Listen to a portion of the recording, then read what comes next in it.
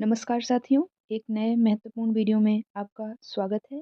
ये वीडियो आप स्क्रीन पे देख पा रहे होंगे सीयूईटी पीजी के एस्पिरेंट्स के लिए है, जो कि 9 जून 2023 को शिफ्ट 2 में प्रीवियस ईयर क्वेश्चन पेपर है। ये आपका कंडक्ट हुआ था जो 9 जून 2023 को, वो मैं आपके सामने लेकर उपस्थित हुई हूँ। ये वीडियो सीयूईटी पीजी के एस्पिरेंट्स देख सकते हैं, साथ ही साथ ये वीडियो वो लोग भी देख सकते हैं जो इन फ्यूचर सीयूईटी पीजी देने का सोच रहे हैं। तो बिना समय ज़ाया किए वीडियो शुरू कर लेती हूँ। मैं वीडियो में आपको विस्तार से हर एक उत्तर को एक्सप्लेन करने वाली हूँ, साथ ही साथ ये भी बताने वाली हूँ किस तरह से आपका जो है क्वेश्चन पेपर बनता है और आपको किन-किन टॉपिक्स पे ज़्यादा गौर करने की ज़रूरत है, यानी कौन-कौन से टॉपिक्स ज़्यादा महत्वपूर्ण हैं परीक्षा की दृष्टि से, ये भी आपको ये वीडियो देखने के बाद पूरे तरीके से पता चल जाएगा। तो वीडियो को शुरू कर लेते हैं। पहले प्रश्न पर जाते हैं।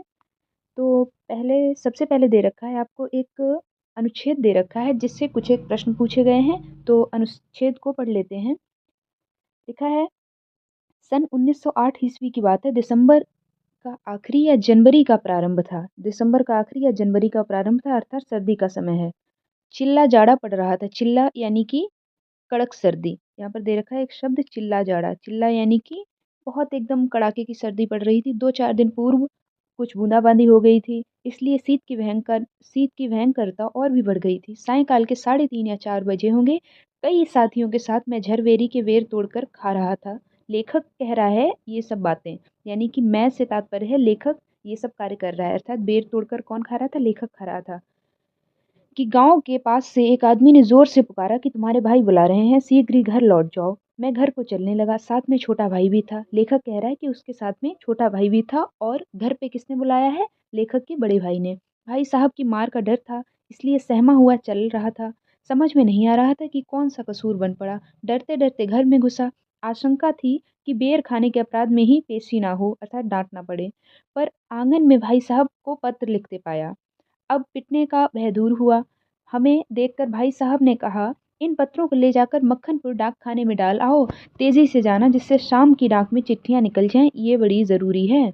आगे बात कर लेते हैं किस तरह के प्रश्न पूछे गए हैं। पहला प्रश्न कह रहा है लेखक शाम के समय क्या कर रहा था? लेखक लेखक के भाई की बात नहीं हो रही है, क्योंकि लेखक का भाई पत्र लिख रहा था और लेखक बेर तोड़कर खा रहा था। ये उत्तर करेक्ट है। अगले प्रश्न पर पहुंचते हैं। लेखक को घर में किसने बुलाया था? लेखक को घर में बड़े भाई साहब ने बुलाया था। बिल्कुल क्लियर होना चाहिए। तीसरा प्रश्न कह रहा है लेखक ने आंगन में भाई साहब को क्या करते पाया? लेखक ने आंगन में भाई साहब को लेखक ने आंगन में जो है भाई साहब को पत्र लिखते पाया। आगे बढ़ते हैं। लेखक और उसके भाई को बड़े भाई ने क्या काम दिया? चिट्ठियां डाल के आने का, और वो भी समय से चिट्ठियां डाल के आने का, ताकि शाम को जो चिट्ठियां पहुंचाई जाएं तो उनके साथ में लेखक के द्वारा जो पत्र आदि लिखे गए हैं वो भी साथ में पहुंच जाएं। आगे बात करते हैं। चिल्ला शब्द का क्या अर्थ है? चिल्ला शब्द जो है यहाँ पर पूछा गया, ये मैंने ऊपर ही आपको एक्सप्लेन कर दिया था। चिल्ला यानी कि सर्दी के साथ में चिल्ला शब्द का प्रयोग हुआ है कि चिल्ला जाड़ा पड़ रहा था, यानी कि कड़ी सर्दी। ये करेक्ट है। आगे बढ़ते हैं।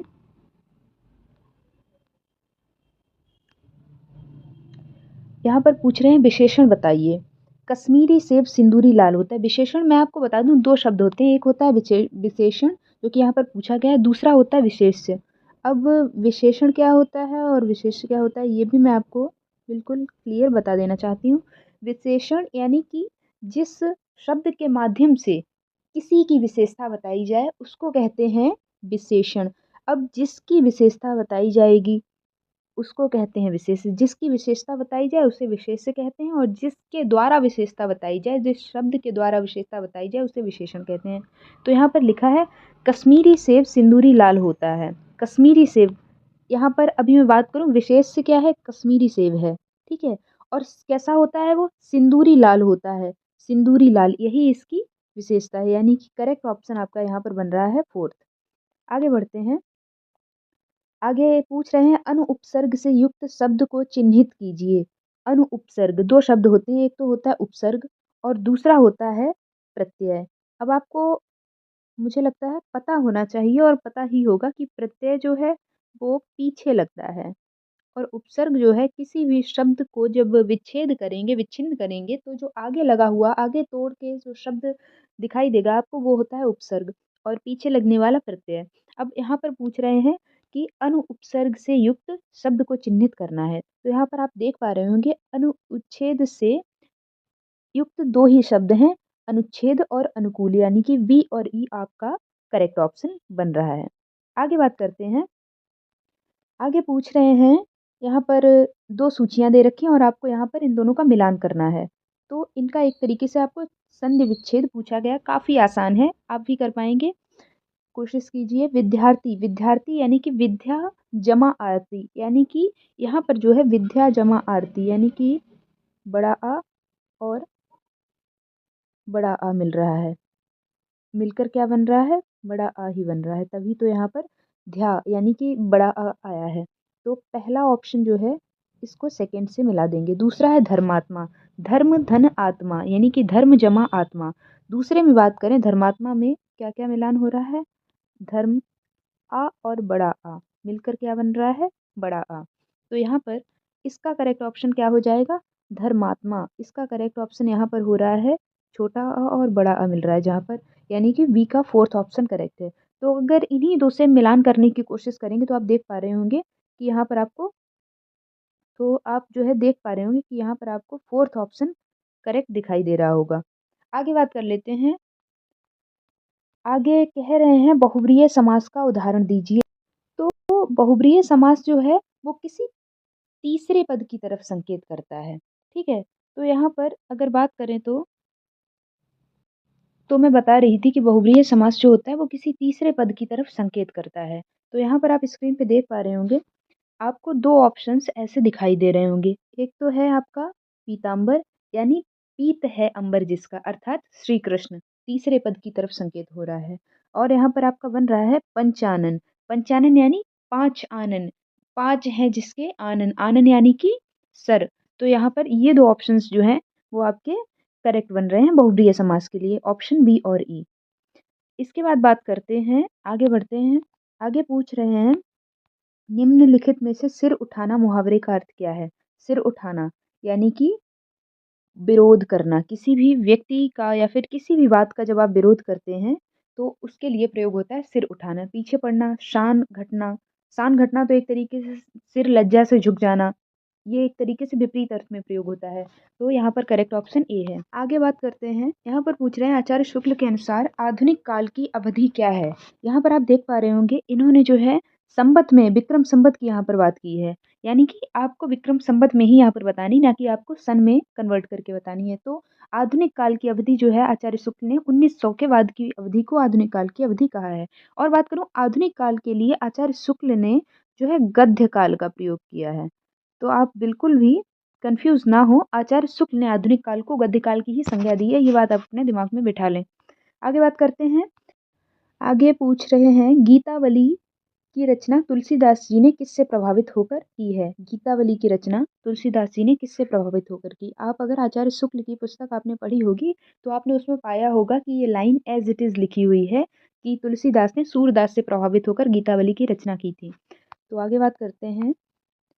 बच्चन सिंह के अनुसार प्रेमचंद ने अपने किस उपन्यास को स्वयं हिंदी का बेहतरीन नॉवल कहा है? तो इसका करेक्ट ऑप्शन है गोदान, जो कि प्रेमचंद जी का कृषि जीवन पर आधारित उपन्यास है। आगे बात करते हैं। बच्चन सिंह के अनुसार ये हो गया, रीतिकालीन कवि वृंद ने अपनी अपना नीति काव्य किस छंद में लिखा है? ये भी आचार्य शुक्ल की पुस्तक में एज इट इज लिखा हुआ है कि रीतिकालीन कवि वृंद ने अपना नीति काव्य जो है दोहा छंद में लिखा है। आगे पूछ रहे हैं दूसरी परंपरा की खोज के लेखक कौन है? दूसरी परंपरा की खोज के लेखक यहाँ पर पूछे गए। तो दूसरी परंपरा की खोज के लेखक आप सबको पता होंगे, नामवर सिंह जी हैं। आगे बात करते हैं। आगे पूछ रहे हैं अगले प्रश्न में, सबका निचोड़ लेकर तुम सूखे से सूखे जीवन में बरसों प्रभात हिमकण सा आंसू इस विश्व सदन में, उपयुक्त पंक्तियां किसकी हैं? तो ये जो पंक्तियां हैं महादेवी वर्मा की, कुछ लोग समझ लेते हैं क्यों, क्योंकि वो लिखती हैं मैं नीर भरी दुख की बदली। तो ऐसी पंक्तियों से कुछ लोगों को लगता है कि ये थोड़ा मतलब दुखप्रद पंक्तियां हैं, तो ये महादेवी वर्मा की ही होंगी। और लेकिन कंफ्यूज होने की ज़रूरत नहीं, ये पंक्तियाँ जयशंकर प्रसाद जी की हैं, जो कि छायावाद के आधार स्तंभ हैं। प्रसाद पंत निराला और महादेव वर्मा, यहाँ पर चारों लोग जो दे रखे हैं, ये चारों लोग ही जो हैं छायावाद के आधार स्तंभ हैं। आगे बात करते हैं। बसेरे से दूर आत्मकथा किस साहित्यकार से संबंधित है? बसेरे से दूर आत्मकथा किस साहित्यकार से संबंधित है? तो मैं आपको बता दूं, ये आत्मकथा हरिवंश राय बच्चन जी से संबंधित है, अर्थात उनकी ये आत्मकथा है। और आगे बात करते हैं, बता दूं मैं आपको कि इनकी दो चट्टानें जो रचना है हरिवंश राय बच्चन जी की, उसके लिए इन्हें साहित्य अकादमी पुरस्कार भी मिला है। अगले प्रश्न पर पहुंचते हैं।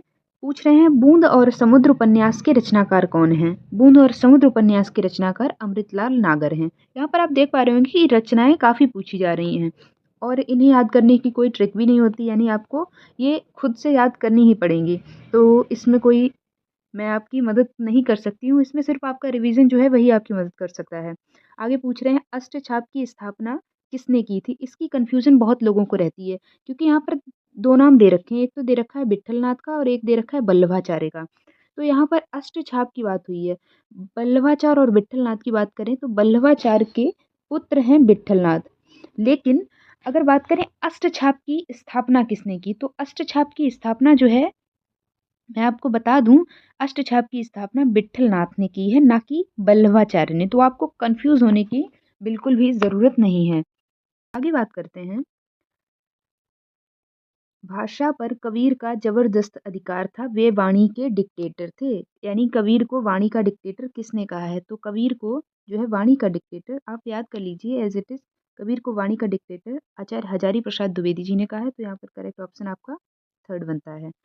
आगे पूछ रहे हैं, प्राकृत पैंगलम नामक ग्रंथ के रचयिता कौन है? तो यहाँ पर आपका करेक्ट ऑप्शन है, प्राकृत पैंगलम के रचनाकार जो हैं, रचयिता जो हैं, लक्ष्मीधर हैं। आगे बात करते हैं, महादेवी वर्मा द्वारा रचित श्रृंखला की कड़ियाँ, जो कि उनका महत्वपूर्ण पुस्तक है महादेवी वर्मा जी की, इसका रचना वर्ष कब है, यानी इसका प्रकाशन वर्ष क्या है? तो श्रृंखला की कड़ियाँ का मैं प्रकाशन वर्ष आपको सबसे पहले बता दूं, वो है 1942 में ये प्रकाशित हुई थी। और इसकी कथा वस्तु की बात करें तो ये नारी जीवन पर आधारित एक रेखा चित्र है या संस्मरण है, आप कह लीजिए। आगे बात करते हैं कि इनकी कुछ मैं और वो बता दूं आपको रचनाएं। आप एक तो इनकी याद कर लीजिए, पथ के साथी, महादेवी वर्मा की काफ़ी महत्वपूर्ण है, पथ के साथी। और इसके बाद इनकी मेरा परिवार, जो कि काफ़ी ये भी पूछा जाता है, रेखा चित्र ही है, मेरा परिवार महादेवी वर्मा की ही है, ये भी काफ़ी बार पूछी गई है। तो ये 2 आप इनकी याद कर लीजिए। आगे मैं बताती चलूँगी किसकी कौन-सी रचना महत्वपूर्ण है जो आपको याद कर लेनी चाहिए। आगे पूछ रहे हैं, अंधा युग का प्रकाशन वर्ष क्या है? सबसे पहले तो मैं बता दूँ, अंधा युग रचना किसकी है? जो रचनाकार हैं वो धर्मवीर भारती हैं और इसका प्रकाशन वर्ष जो है 1955 यहाँ पर करेक्ट होगा, क्योंकि 1954 है इसका प्रकाशन वर्ष, अभी यहाँ पर नहीं दे रखा है। तो जो इसके समानांतर हो यानी इसके आस-पास वाला हो वो आप करेक्ट मार्क कर सकते हैं। आगे बात करते हैं, सूर्य की अंतिम किरण से सूर्य की पहली किरण तक, ये काफ़ी महत्वपूर्ण है और कई बार पूछा भी गया है। ये किसकी रचना है? ये रचना जो है सुरेंद्र वर्मा जी की है और इनकी आपको एक रचना और याद कर लेनी चाहिए जो कि काफ़ी महत्वपूर्ण है और अगर आपको समय मिले तो आपको पढ़नी भी चाहिए, मुझे चाँद चाहिए। इनकी काफ़ी मतलब प्रसिद्ध रचना ये रही है। और आगे बात करें तो आगे पूछ रहे हैं, मानुष प्रेम भयो बैकुंठी, ये पंक्तियाँ किसकी हैं? यानी मानुष प्रेम भयो बैकुंठी। तो यहाँ पर ये पंक्तियाँ आप देख पा रहे होंगे। सबसे पहले मैं बता दूँ कि ये पंक्तियाँ हैं किसकी? ये पंक्तियाँ जो हैं मलिक मोहम्मद जायसी जी की हैं, ठीक है? मलिक मोहम्मद जायसी के पद्मावत की ये पंक्तियाँ हैं और मैं पंक्तियाँ ये पूरी कर दूँ। लिखते हैं जायसी जी, मानुष प्रेम भयो बैकुंठी, नाही ता कहा छार भर मुठी। अर्थात यहाँ पर कह रहे हैं, अगर मनुष्य के जीवन में प्रेम ही नहीं होगा, अगर प्रेम है फिर तो वो बैकुंठ को प्राप्त कर लेता है। अगर उसके जीवन में प्रेम नहीं है तो वो एक मतलब मुट्ठी भर राख के समान है मनुष्य, और क्या ही है। तो यहाँ पर आपको क्लैरिटी आ जानी चाहिए। आगे बात करते हैं, अगला प्रश्न कह रहा है, बड़े खेद की बात है कि हम लोगों के लिए हिंदी में अभी तक इस ढंग की कोई पुस्तक नहीं लिखी गई जिससे हमारी प्राचीन उन्नति अर्वाचीन अवनति का वर्णन हो और भविष्यत के लिए भी प्रोत्साहन मिले। यहाँ पर पूछ रहे हैं ये पंक्तियाँ किसके द्वारा लिखी गई हैं? तो ये पंक्तियाँ जो हैं मैथिली शरण गुप्त के द्वारा लिखी हुई हैं और मैथिली शरण गुप्त की यहाँ पर रचना एक ही है, भारत भारती से ये पंक्तियाँ जो हैं उद्धृत हैं। भारत भारती में उन्होंने 3 खंडों में डिवाइड है ये। इसमें भविष्यत खंड जो है वो काफ़ी महत्वपूर्ण माना जाता है और वो आपको सिलेबस में भी आई थिंक पढ़ाया जाएगा, बीए के सिलेबस में। तो आगे बात कर लेते हैं। एक तरीके से मैं बात करूँ, मैथिली शरण गुप्त ने भाषा पर काफ़ी ज़ोर दिया है, भाषा को काफ़ी बढ़ावा भी दिया है और किस तरह की रचनाएँ जो रीतिकाल में लिखी जाती थी श्रृंगार युक्त और नक्षिक वर्णन युक्त, उसको किस तरह से वो नकारते हैं। तो आगे बात कर लेते हैं। अगला प्रश्न पूछ रहा है, भारतेंदु महावीर प्रसाद द्विवेदी यानी भारतेंदु हरिश्चंद्र और महावीर प्रसाद द्विवेदी निराला, इन तीनों लेखकों के माध्यम से किस आलोचक ने हिंदी नवजागरण का स्पष्ट नक्शा तैयार किया? तो इसका करेक्ट ऑप्शन जो है, करेक्ट ऑप्शन इसका रामविलास शर्मा है, जो कि मार्क्सवादी आलोचक कहे गए हैं। आप ये भी नोट कर सकते हैं कि मार्क्सवादी आलोचक के नाम से कौन जाने जाते हैं, तो रामविलास शर्मा जी उस पर आते हैं। आगे बात करते हैं। अगला प्रश्न में पूछा गया है, निम्नलिखित में से कौन सा निराला द्वारा रचित उपन्यास नहीं है? तो निराला द्वारा रचित उपन्यास नहीं है, ये भी आप जान सकते हैं यहाँ से, और ये भी आपको पता चल जाएगा कि इनमें से कौन सा जो उपन्यास निराला द्वारा रचित नहीं है वो किसके द्वारा रचित है। तो यहाँ पर इरावती जो है वो जयशंकर प्रसाद जी द्वारा रचित है। बाकी के जितने उपन्यास हैं यानी कि अप्सरा, अलका और प्रभावती, ये तीनों ही के उपन्यास जो है निराला के हैं। तो यहाँ पर इरावती जयशंकर प्रसाद का है यानी निराला का नहीं है। अगले प्रश्न में पूछा गया है, भीष्म साहिनी ने अपने किस नाटक को ब्लैक कॉमेडी की संज्ञा दी है? बहुत ही इंपॉर्टेंट प्रश्न है। तो यहाँ पर जो है आप देख पा रहे होंगे 4 नाटक दे रखे हैं, चारों के चारों नाटक किसके हैं? भीष्म साहिनी के हैं, ये आपको पता होना चाहिए। अब यहाँ पर किस नाटक को भीष्म साहिनी ने ब्लैक कॉमेडी की संज्ञा दी है? तो वो है मुआवजे। मुआवजे को भीष्म साहिनी ने स्वयं ही ब्लैक कॉमेडी की संज्ञा दी है। आगे बात करते हैं। राहुल सांकृत्यायन की रचना जीवन यात्रा का प्रकाशन वर्ष आपसे यहाँ पर पूछा गया है। तो आपको पता होगा कि इनकी जो जीवन यात्रा नाम की रचना है उसको राहुल सांकृत्यायन ने सन 1946 में प्रकाशित करवाया था, यानी प्रकाशन वर्ष इसका क्या है? सन 1946। अगले प्रश्न पर आते हैं। अगले प्रश्न में पूछ रहे हैं, पंडिये सहल सत्य बखाना, देहि बुद्धि वसंत न ठाना, ये पंक्तियाँ किसकी हैं? ये पंक्तियाँ इससे पहले भी कई बार पूछी जाती रही हैं। तो ये पंक्तियाँ जो हैं आचार्य रामचंद्र शुक्ल की पुस्तक में भी ये पंक्तियाँ लिखी हुई हैं। मैंने काफ़ी ऑब्ज़र्व किया है कि शुक्ल की पुस्तक में जो उन्होंने उद्धरण के लिए कुछ कवियों की कुछ पंक्तियाँ जो दे रखी होती हैं, उनसे प्रश्न कई बार बनते हैं। तो आप वो पढ़ते वक़्त उन्हें भी पढ़ लें तो आपके लिए काफ़ी मददगार साबित होगा। तो यहाँ पर जो दे रखी है ये पंक्ति, ये किसकी पंक्ति है? तो ये पंक्तियाँ जो हैं सरप्पा की हैं, जो कि एक महान सिद्ध हैं, यानी 84 सिद्धों में इनका स्थान जो है काफ़ी ऊँचा है। इन्हें जो है राहुल सांकृत्यायन ने काफ़ी ऊँचा स्थान दिया है, या फिर कह लीजिए इन्हें पहला कवि भी कहा है। आगे बात करते हैं। अगले प्रश्न में पूछा गया, जयशंकर प्रसाद की कहानी ग्राम किस पत्रिका में प्रकाशित हुई थी? तो ग्राम कहानी जो है जयशंकर प्रसाद जी द्वारा रचित है, और इसकी बात करें किस पत्रिका में प्रकाशित हुई थी, तो ये इंदु पत्रिका में प्रकाशित हुई थी। आगे अगले प्रश्न पर आते हैं। देश के लोग किसका कहानी संग्रह है? देश के लोग किसका कहानी संग्रह? अगर आपने पिछला वीडियो देखा होगा जो मैंने सीयूईटी पीजी के 2024 प्रश्न पत्र को लेकर बनाया था, तो आपको उसमें ये उत्तर मैंने दिया था कि ये जो है देश के लोग कहानी संग्रह है, और ये जो है अमरकांत जी द्वारा रचित है। अमरकांत की एक और मुख्य कहानी है, प्रसिद्ध कहानी दोपहर का भोजन, वो भी काफ़ी महत्वपूर्ण कहानी है। वो भी एग्ज़ाम की दृष्टि से आप याद कर लेंगे तो अच्छा होगा। आगे बढ़ते हैं। अगले प्रश्न में पूछ रहे हैं, शुक्ल जी के निबंध संग्रह विचार वीथी का परिमार्जित संग्रह है? तो ये इसका उत्तर मैं ही आपको दे देती हूँ। शुक्ल जी के निबंध संग्रह विचार वीथी का परिमार्जित संग्रह है। तो इसका परिमार्जित संग्रह है चिंतामणि भाग 1। इसके प्रकाशन वर्ष की बात करूँ तो इसका प्रकाशन वर्ष है 1939। आप याद कर लीजिए। आगे बढ़ते हैं। अगले प्रश्न पर आते हैं। अगले प्रश्न में पूछा गया है, एक आलोचक ने लिखा है कि इतिहास में सब कुछ यथार्थ होते हुए भी असत्य है, और कथा साहित्य में सब कुछ काल्पनिक होते हुए भी सत्य है। ये पंक्तियाँ किसकी हैं? तो ये जो पंक्तियाँ हैं ऊपर जो पूछी गई हैं, ये मुंशी प्रेमचंद जी द्वारा कही गई हैं। आगे बढ़ते हैं। अगले प्रश्न में पूछा जा रहा है, अल्प प्राण वर्ण का चयन कीजिए। 2 तरीके के वर्ण होते हैं, मैं आपको बता दूं। एक तो यहाँ पर अल्प प्राण दे रखा है, दूसरा होता है महाप्राण। अब इन दोनों में क्या अंतर है, क्योंकि अंतर आपको नहीं पता होगा या इन दोनों का अर्थ आपको नहीं पता होगा तो आप चयन नहीं कर पाएंगे। तो अल्प प्राण जो होता है वो, जैसे कि आप का वर्ग है तो वहाँ पर का जो है वो अल्प प्राण है, और ख जो है यानी जिसको बोलने में ज़्यादा जोर देना पड़ता है वो होते हैं महाप्राण, और जिसको बोलने में कम जोर देना पड़ता है वो होते हैं अल्प प्राण। तो यहाँ पर पूछा गया है अल्प प्राण वर्ण का चयन कीजिए। अल्प प्राण यानी जिसको बोलने में कम जोर देना पड़ रहा है, तो यहाँ पर आपको पता चल रहा होगा का जो है अल्प प्राण है। था जो है ट ठ ट जो है टमाटर वाला ट अल्प प्राण है, ठा जो है महाप्राण है। आगे बढ़ते हैं। आगे अगले प्रश्न पूछा गया है, बुलंद भारत की बुलंद तस्वीर विज्ञापन किस उत्पादक का है। यहाँ पर ये जो है प्रयोजन मूलक हिंदी से आपका प्रश्न बना है। तो आप देख पा रहे होंगे किस तरह से विज्ञापन से भी प्रश्न बनते हैं। बुलंद भारत की बुलंद तस्वीर, ये काफ़ी समय पहले विज्ञापन पूछा जाता था यानी आता था। तो ये जो है hero Honda bike, Bajaj scooter, Luna moped, Vespa scooter, ये जो है बुलंद भारत की बुलंद तस्वीर बजाज स्कूटर का टैगलाइन है विज्ञापन की। आगे बढ़ते हैं।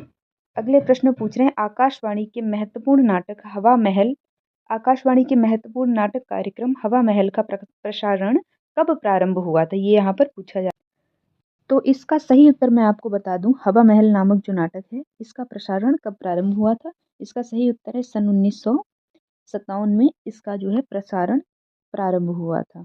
आगे बढ़ते हैं। अगले प्रश्न में पूछा जा रहा है, नागरी टेलीप्रिंटरों का प्रयोग करने वाली पहली समाचार समिति कौन सी है। कौन सा नागरी टेलीप्रिंटरों का प्रयोग करने वाली यहाँ पर पहली समाचार समिति कौन सी है, ये प्रश्न आपका है। तो इसका करेक्ट ऑप्शन मैं आपको बता दूं, इसका करेक्ट ऑप्शन है हिंदुस्तान समाचार। आप नोट कर सकते हैं। आगे बढ़ते हैं। अगले प्रश्न में पूछा जा रहा है, निम्नलिखित में से कौन सा कथन रेडियो नाटक के संदर्भ में सही नहीं है। पहला है, रेडियो नाटक असंख्य और अदृश्य श्रोताओं के सुनने के लिए लिखा जाता है, ये तो सही है। दूसरा है, परिवेश की स्थापना ध्वनि प्रभाव द्वारा संभव होती है, बिल्कुल सही है। तीसरा है, पात्रों को अभिनेता अभिनेत्रियों के स्वर और बोलने के अंदाज से पहचाना जाता है, बिल्कुल सही बात है, क्योंकि वहाँ पर दिखाई तो दे नहीं रहा होता है, पात्रों की संख्या अधिक होती है, ये बात जो है गलत है, यानी ऑप्शन आपका करेक्ट है। अगले प्रश्न पर आते हैं। तो अगले प्रश्न में पूछ रहे हैं, काव्य हेतु के अंतर्गत परिगणित प्रतिभा को और किस नाम से जाना जाता है। काव्य हेतु के अंतर्गत एक मतलब मुख्य हेतु है प्रतिभा, तो इसको अन्य किस नाम से पुकारा जाता है, ये आपको यहाँ पर पूछा गया है। तो यहाँ पर मैं आपको करेक्ट ऑप्शन बता दूं कि प्रतिभा को किस अन्य नाम से पुकारा जाता है। तो प्रतिभा को शक्ति नाम से भी पुकारा जाता है, शक्ति शब्द का भी प्रयोग प्रतिभा के लिए हुआ है। अब बात करूं कि ये किया किसने है, यानी प्रतिभा को शक्ति की संज्ञा किसने दी है, तो ये काम जो है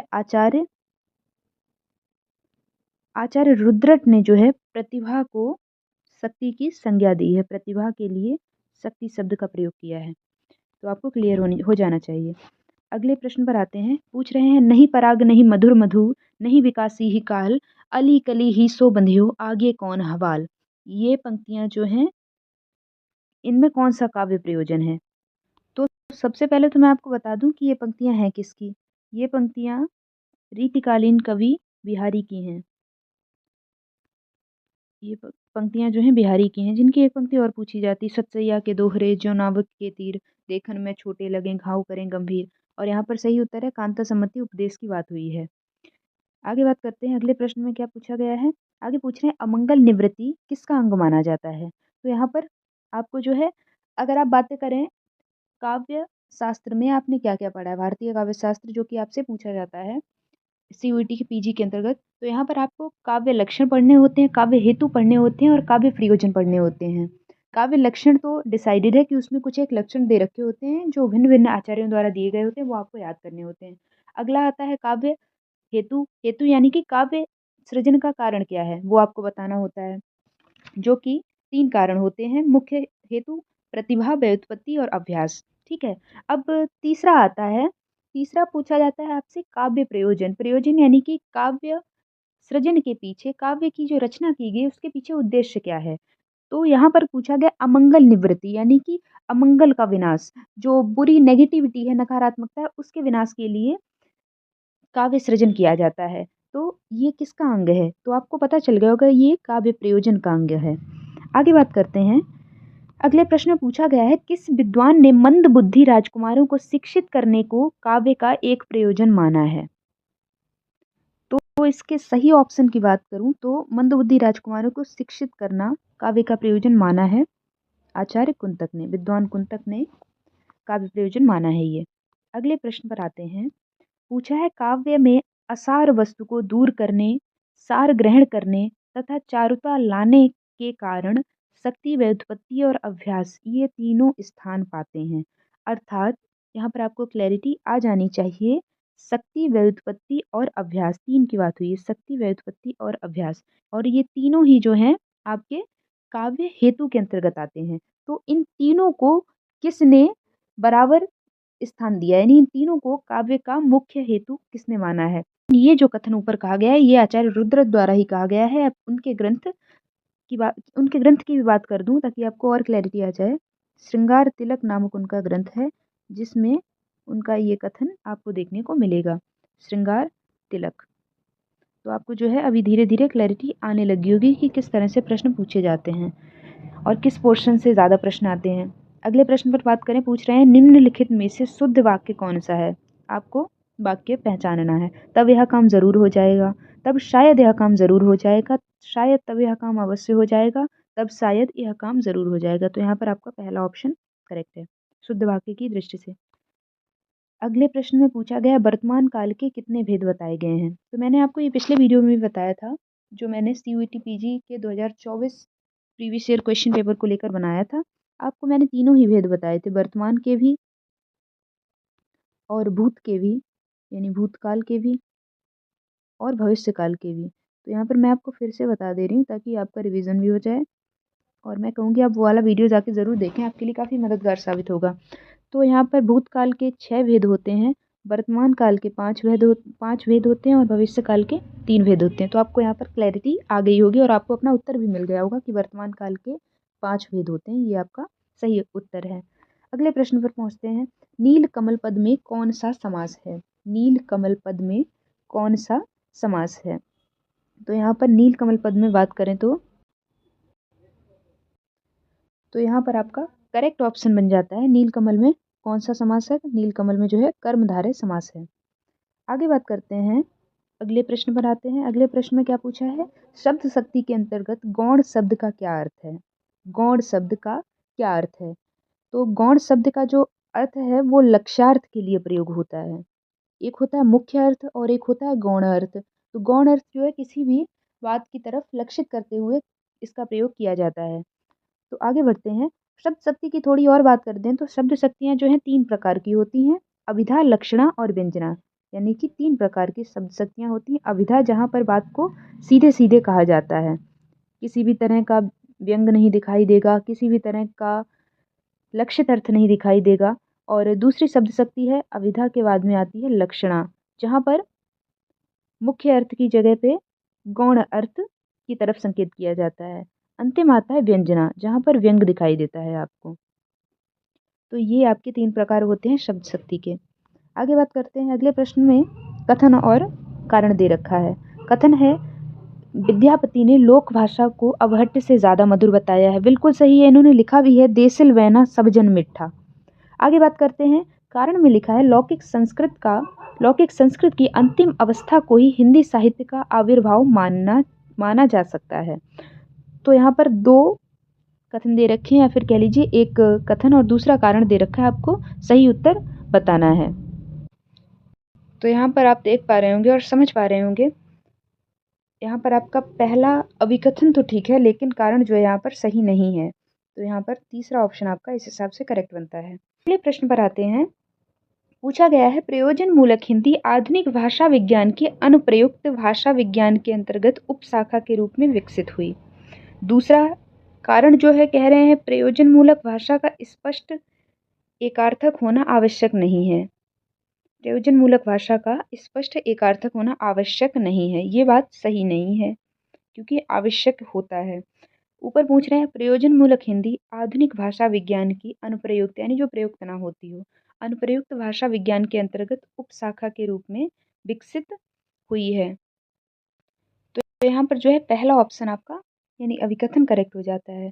और रीज़न इसलिए गलत होता है क्योंकि आपने प्रयोजनमूलक हिंदी में पढ़ा होगा, टेक्निकल वर्ड्स भी आते हैं, पारिभाषिक शब्दावली, तो वहाँ पर जो है एक शब्द का एक ही अर्थ होना आवश्यक हो जाता है, एकार्थक नहीं हो पाती है वो।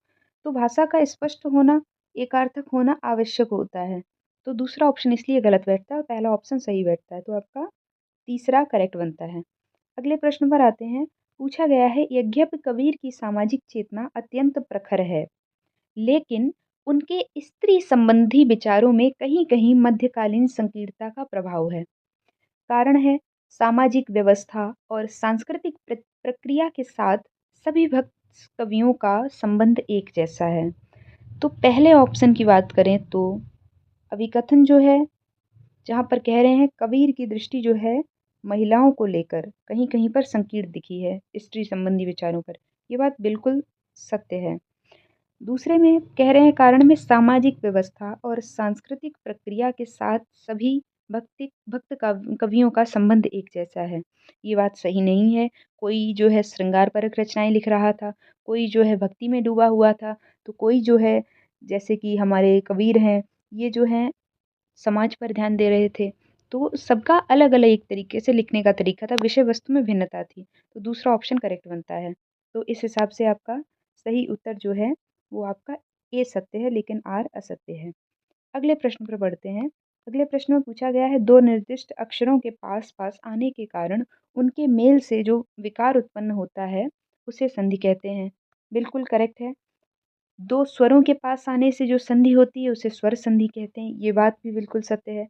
तो यहाँ पर जो है आपका ऑप्शन दूसरा सही बनता है, क्योंकि कारण जो है अभिकथन की सही व्याख्या नहीं है। आगे बढ़ते हैं। आगे पूछा गया है, काव्य का सबसे महत्वपूर्ण लक्षण, सबसे महत्वपूर्ण प्रयोजन लोकोत्तर आनंद है। दूसरा है कारण, अर्थार्जन यानी धन प्राप्ति के लिए, अर्थार्जन से लोकोत्तर आनंद की प्राप्ति होती है। दूसरा करेक्ट नहीं है, क्योंकि अर्थार्जन यानी धन प्राप्ति के लिए लिखना और उससे लोकोत्तर आनंद, दोनों ही एक तरीके से विपरीत अर्थ रख रहे हैं। तो दूसरा ऑप्शन करेक्ट नहीं है, पहला ऑप्शन जो है करेक्ट है, यानी ए सत्य है, आर असत्य है। अगले प्रश्न पर बढ़ते हैं। अगले प्रश्न में पूछा गया है, जन्म तिथि के अनुसार निम्नलिखित कवियों का सही अनुक्रम आपको जो है बताना है। तो यहाँ पर मैं बता देती हूँ आपको। यहाँ पर जो है महादेवी वर्मा और श्याम नारायण पांडे दोनों लोगों का समय काल समान है। तो डी और ई जो है आगे पीछे अगर हो जाए तो कोई समस्या की बात नहीं है। फिर आते हैं पंडित श्रीधर पाठक और जयशंकर प्रसाद और मैथिली शरण गुप्त जी। तो यहाँ पर मैं अगर इनकी जन्म तिथियाँ भी बता दूँ, यानी इनका समय काल भी बता दूँ, तो आप वो भी सुन लीजिए ताकि ज़्यादा क्लैरिटी आ जाए। तो सबसे पहले बात करते हैं श्रीधर पाठक की। इनका जो है जन्म सन 1800, फिर से लिख देती हूँ, सन 1859 में हुआ है। दूसरे नंबर पे आते हैं जयशंकर प्रसाद।